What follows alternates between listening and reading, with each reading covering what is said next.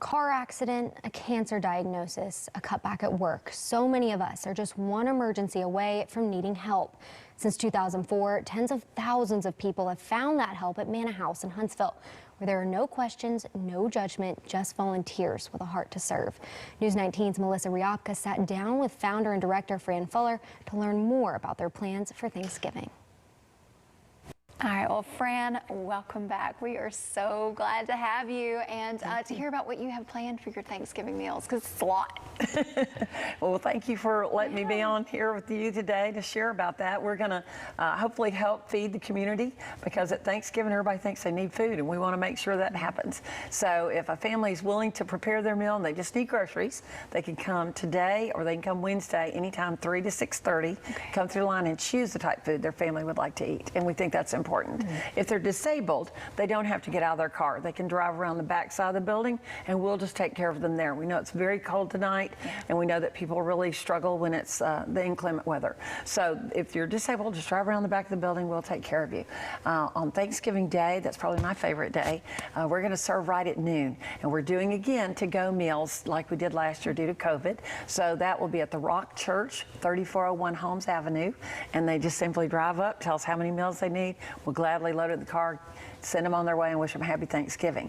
If someone can't get to us, it's as simple as giving us a call or an email, tell us their address, and we'll deliver to their home. We want everyone to have a good, happy, wonderful Thanksgiving.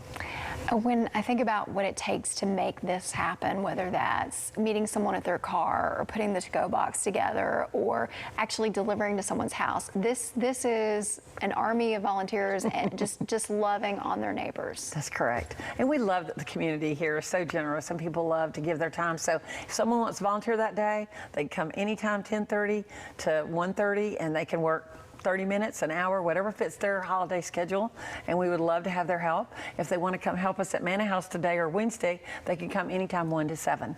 So it's very open. All ages are welcome. Bring your kids. Come work as a family. I just think it really gives hope when we work together. Yeah, because I mean, food, of course, is a daily need. That's something that a need that you work to serve every day of the year.